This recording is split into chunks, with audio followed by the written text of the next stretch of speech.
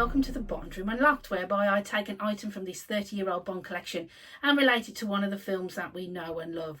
So let's take a look at my favourite Bond film, Goldfinger, and the franchise's use of the Aston Martin. But first, the item I want to share from my collection today, in keeping with our film Goldfinger, is this James Bond Aston Martin DB5 Goldfinger Edition Playmobil playset. Now, Playmobil are a German company that focus on toys and are produced by the brand Stata Group. They are renowned for the Playmobil human figure with a smiling face, which was invented by Hans Beck. Now, there have been many different themes and figures and playsets within the 50-year company history, and this set is just one of many genres that were produced, and it's a great item specifically for Goldfinger. And here you have the Aston Martin, and down here the iconic Playmobil figure with the smiling face, James Bond, Goldfinger, Odd Job, and one of the henchmen from Fort Knox. Now, if we just turn over the box, you can see here that the Aston Martin has all the features that are featured in the film Goldfinger: revolving number plate, spikes on the tyres, of course, the famous ejector seat. Now, it's a great item. Of course, it's not been opened. It's as pristine as the day that I had it, and I'm so pleased that it's in my collection. The Aston Martin brand has long been synonymous with luxury, performance and style. The relationship between Aston Martin and Bond began in the 1960s in the iconic film Goldfinger. The DB5 quickly became an emblem of 007 and returned in GoldenEye, Tomorrow Never Dies, Casino Royale and No Time to Die. And it blended elegance with cutting-edge technology such as revolving number plates, machine guns and, of course, the infamous ejector seat.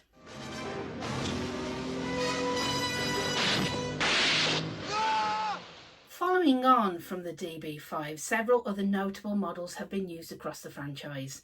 In 1987, on the Living Daylights, a more modern interpretation was used in the form of the V8 Vantage, showcasing a powerful V8 engine and an array of gadgets such as missile launchers and a ski ramp. This car absolutely suited the Timothy Dalton portrayal of Bond. More gritty, more realistic, yet still exuding sophistication.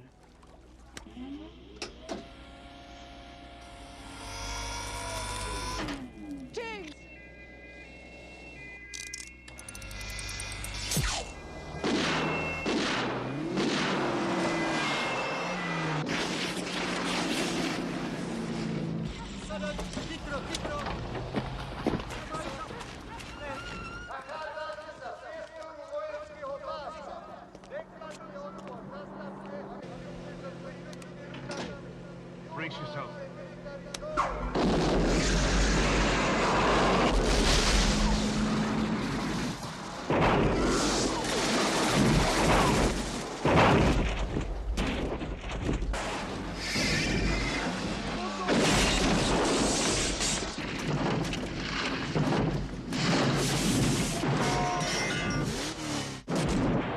In 2002, Pierce Brosnan found himself in his last film as Bond, and he drove an Aston Martin V12 Vanquish.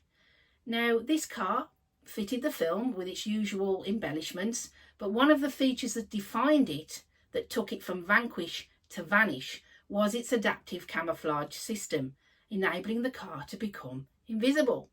Now, this gimmick did not sit well with many fans. Had Q Branch gone too far?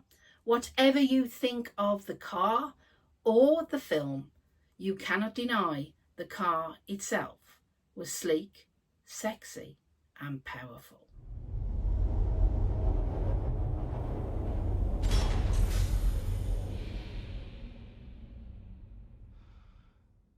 Maybe you've been down here too long. The ultimate in British engineering. You must be joking. As I learned from my predecessor, Bond, I never joke about my work. Aston Martin call it the Vanquish, we call it the Vanish.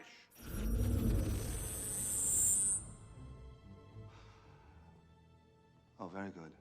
Adaptive camouflage. Tiny cameras on all sides project the image they see onto a light-emitting polymer skin on the opposite side. You see, to the casual eye, it's as good as invisible.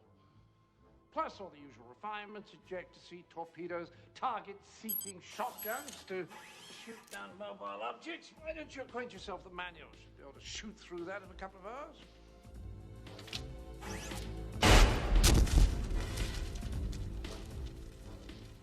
Just took a few seconds, Q. Wish I could make you vanish. 2006 saw a new Bond driving a new car.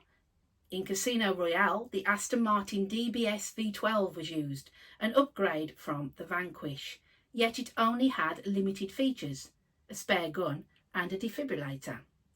The most notable thing about the car is that it holds the world record for flipping the most times.